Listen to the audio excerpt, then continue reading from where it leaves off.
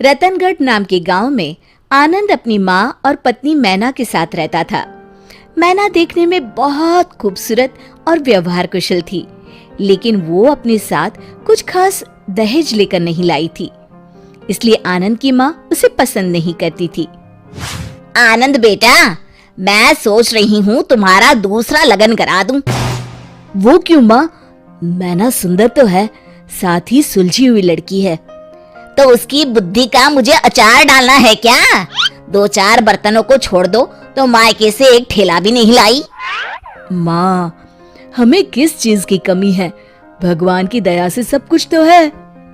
अरे समाज में रुतबा भी तो होना चाहिए ना। भगवती के बेटे की दुल्हन छोटा हाथी भरकर बर्तन भांडे लाखों के जेवर लाई है, और बहू देखने सुनने में भी ठीक ठाक है। होगी माँ, पर अब तो मैना ही आपकी बहू है। नहीं नहीं, मैं तो दूसरी बहू ही लाऊंगी। माँ, अब राजे महाराजे वाले जमाने गए। मतलब मेरी भोली माँ, यदि एक बीबी के होते दूसरी शादी की तो मेरे साथ साथ तुम्हें भी जेल की चक्की पीसती पड़ेगी। और अगर मैं पहले ही उसे भगा दूं तो? वो कैसे माँ?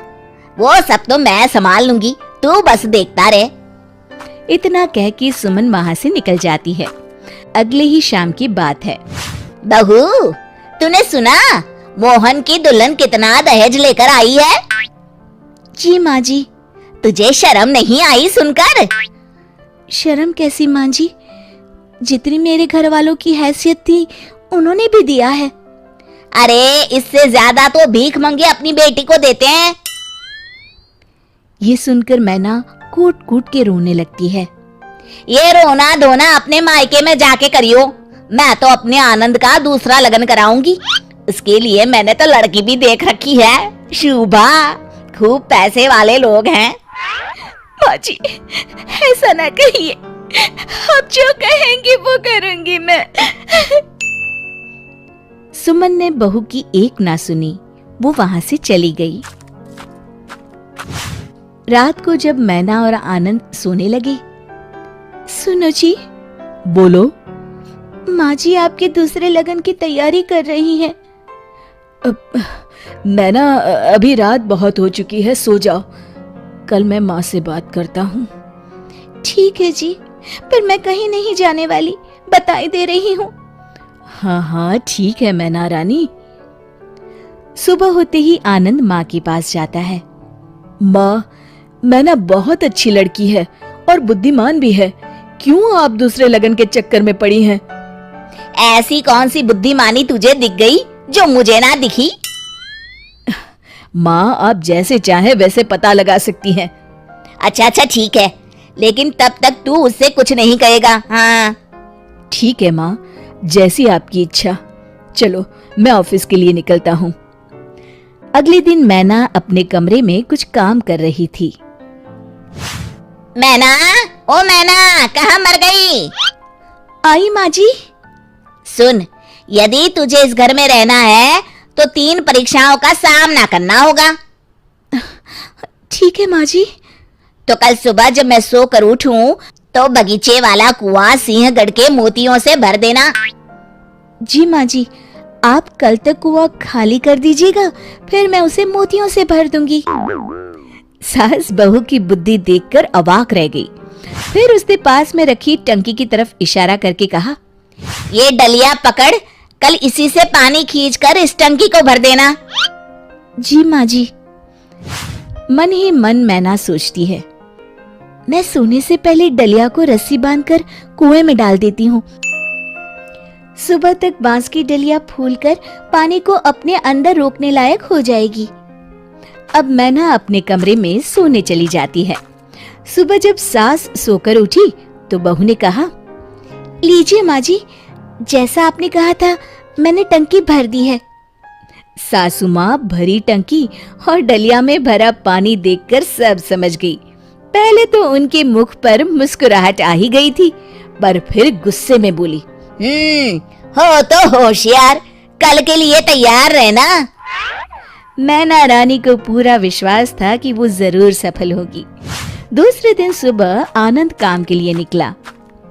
मैना, घर में चावल का एक दाना नहीं है, तुम बाजार जाकर एक बोरी चावल ले आना जरा। जी माँ जी, पैसे दीजिए।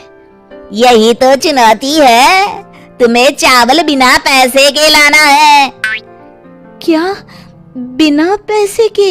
हाँ, और अकेले उतनी दूर जाना ठीक नहीं है, तो तुम साथ में ये नील गाय ले जाओ। जी। और हाँ, नील गाय बेच कर मत आइयो, नहीं तो घर में पैर नहीं रखने दूंगी। नहीं बेचूंगी माँ जी, आप निश्चिंत रहें। दोपहर को मैना ने सास को आवाज दी, माँ जी लीजिए, मैं चावल की बोरी ले आई। हाय हाय, कैसे उधार लाई क्या? नहीं माँ जी, नील गाय के बाल और सींग बेचकर। सास उसकी बुद्धिमानी देखकर फिर हैरान रह गई। ठीक है, अभी खाना बना, पेट में चूहे कूद रहे हैं। उसी दिन रात में मैना को बुलाकर सास ने कहा, सुन, कल मुझे राख की 2.5 हाथ की रस्सी बना के देना। राख की रस्सी? हाँ, सही सुना तूने, राख की रस्सी। मैना चुप रहती है। ये तेरी आखिरी परीक्षा है, अगर तू इसमें सफल होती है तो तू जो कहेगी मैं वही करूंगी। वो बिना कुछ कहे कमरे में चली जाती है। सुबह होती है और सासू माँ मन ही मन सोचती हैं, लगता है इसका कोई तोड़ नहीं मिला मैना रानी को, तभी तो सामने नहीं आई। चलो बढ़िया है, पिंड छूटा, अब मैं जाकर नहा लेती हूँ। उधर मैना ने एक बड़ी थाली में नाप कर 2.5 हाथ की रस्सी रखी और उसमें आग लगा दी, जिससे वो रस्सी राख की बन गई। जब कुसुम नहा कर आई, तभी मैना ने आकर धीरे से थाली रखते हुए कहा, माँ जी ये लीजिए राख की रस्सी। सास ने परात की तरफ देखा और मैना को गले से लगा लिया। तू तो सच में विद्वान है री, मेरे आनंद के लिए तुझसे अच्छी दुल्हन तो हो ही नहीं सकती। शिक्षा, हमें दहेज का लालच कभी नहीं करना चाहिए।